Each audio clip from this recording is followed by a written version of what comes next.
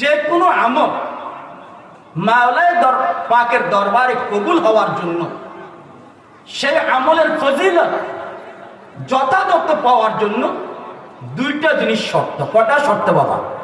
দুইটা শর্ত।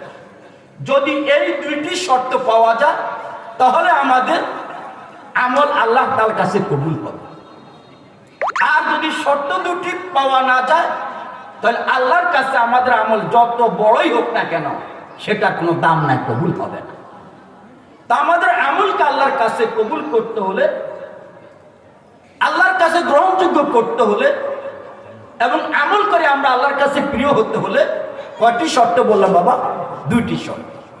নম্বর এক, আমার আপনার প্রতিটি আমল একমাত্র আল্লাহর সন্তুষ্টির জন্য হইতে হবে। কার জন্য হইতে হবে বাবা? আল্লাহর সন্তুষ্টির জন্য। দুনিয়ার কারো কাছ থেকে বুজুর্গি খেতাব পাওয়ার জন্য না, আল্লাহ ওয়ালার খেতাব পাওয়ার জন্য না, মানুষের কাছে ভালো মানুষ হবে কি পরিচিতি হওয়ার কি জন্য না, বরং আমার আপনার প্রতিটি আমল একমাত্র আল্লাহর জন্য হইতে হবে।